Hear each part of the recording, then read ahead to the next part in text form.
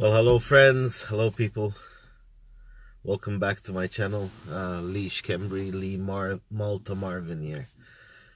Back with another video, and today is my 32nd day without a bet, and it feels so good. It feels like I can conquer the world. But it only takes a minute to change everything. It only takes a second to make me feel different than I feel right now. So that's why it always says a day at a time, one step at a time. You can't rush it, because it only takes one bad thing in your life to make you think twice, to make you challenge yourself. And the thing with us compulsive gamblers is that we like punishing ourselves, and that's what I always did. I always gambled because I wanted to punish myself. And that's all I tell you, is take it a step at a time, guys, and don't give up. Life is good when you start appreciating it. Life is a beautiful thing. Just do the things that you never did before. And it's good that I got this coin. On my 30 days, I got a coin from my therapist, and I really appreciate it. And I've been looking at it on a daily basis. It hasn't been long, but yeah, I keep looking at it, and on the front it says one day at a time, and that's all you need. One day. It's not long. You don't have a year to go, or 3 years, or 5 years. It's just one day. Something good that my therapist always says is that if you can't take one day, make it an hour. Make it half an hour. If even an hour is too long for you, just go 1 hour and say, wow, I haven't gambled in this hour. The second thing is that I've already talked about in the previous video, is the serenity prayer. And it makes a lot of sense when you hear it the first time. Probably when you're in a GA meeting, you start seeing all these people saying the serenity prayer, and you think it doesn't mean anything. But if you break it down and you start looking at it, it makes a lot of sense. So it starts with God. Okay, God. Everyone has a God, whatever it is.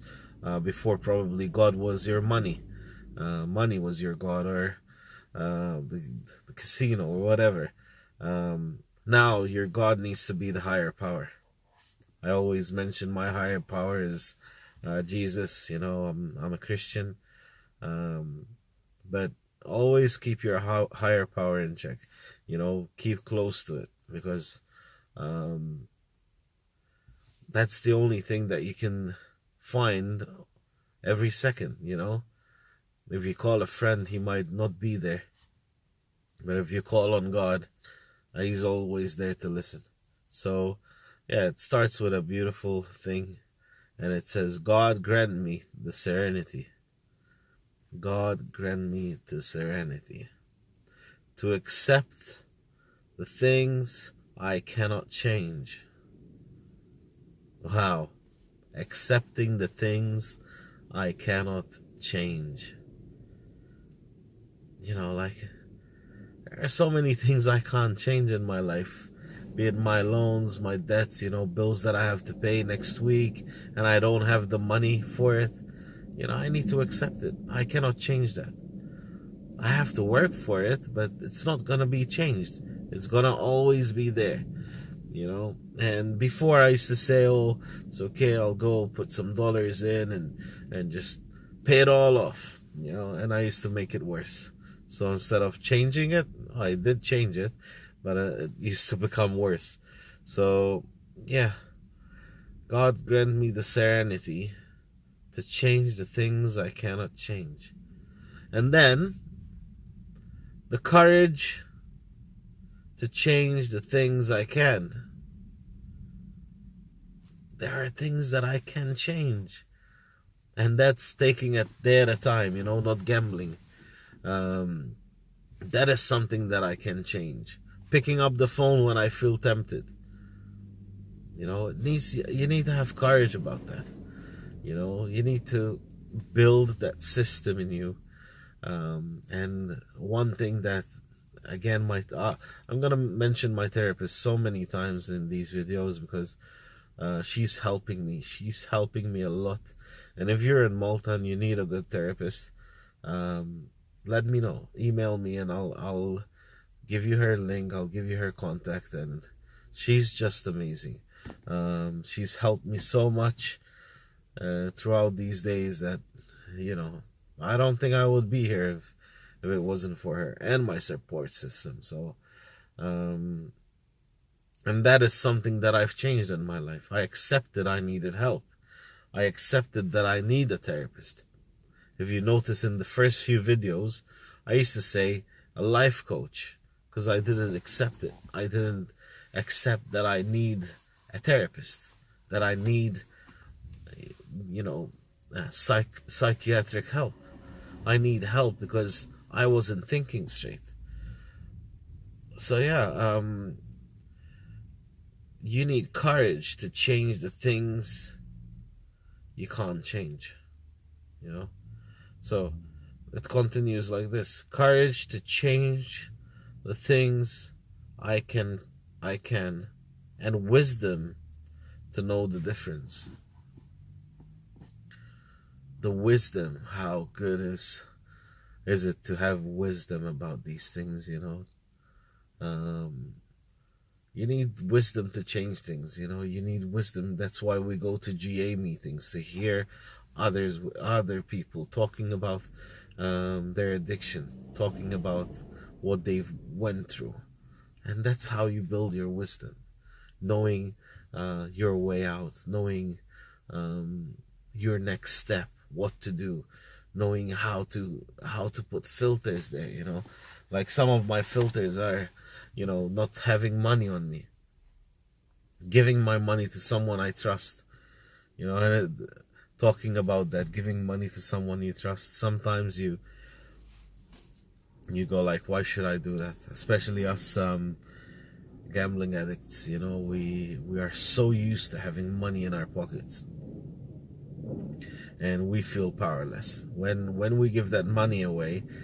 We feel powerless. And after my 30 days, I went to my friend and I asked him, I said, please, let's count the money. And we counted the money, and we both couldn't believe it, that I saved so much money. I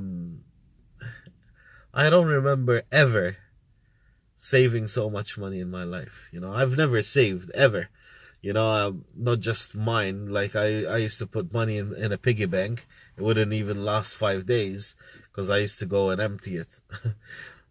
Put holes on the bottom, try to reach in to get the paper money, and then when the paper money was gone, I used to reach in for the big coins and until it's empty, And then when mine was empty, I used to go for my mom's.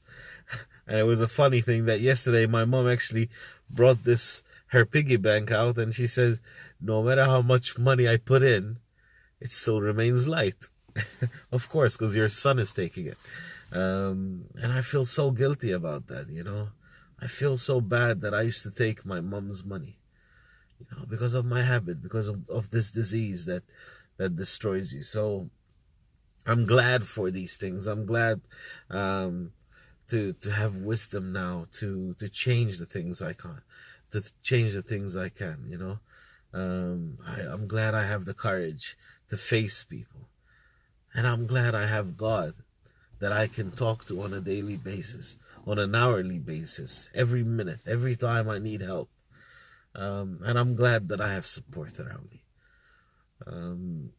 So yeah, it's always good to have this in check, and keep the serenity prayer in your pocket. Have if you go to a GA meeting, they would give you a card. They would give you something to keep your serenity prayer in your pocket. If you don't have that luxury, then it's okay. Just go online, find the picture, put it on your wallpaper.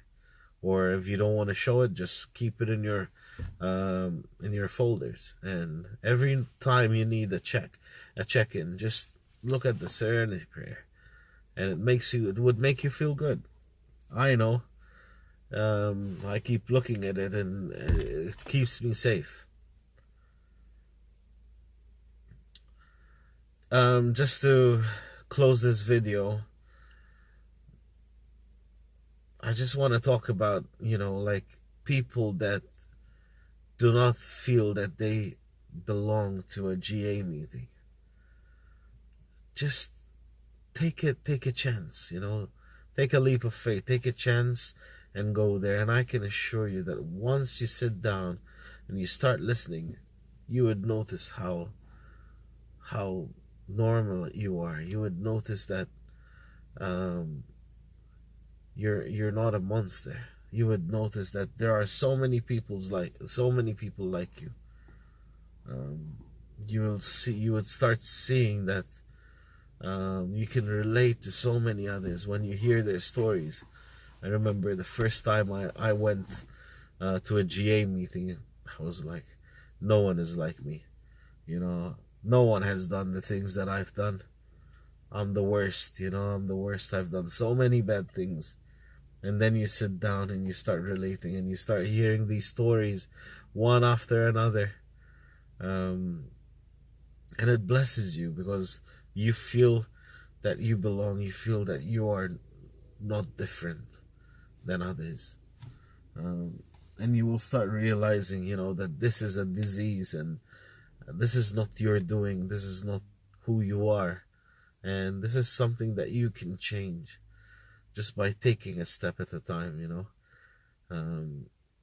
It's only been 32 days for me.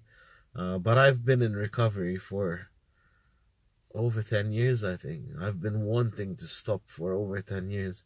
But this is the first time, and that's why I start counting from now. This is the first time that I actually accept it. This is the first time that I said to myself, this is it. I'm done. I need help. This is the first time that I reached out and I stopped lying. I started opening up to my family and friends. So that's all you need to do. It's gonna be difficult to open up, especially to your loved ones. But once you do it, and once they start understanding, it would feel so good. You would never want to gamble a day in your life again. Because you've got people who trust you and love you now. You have people who understand you.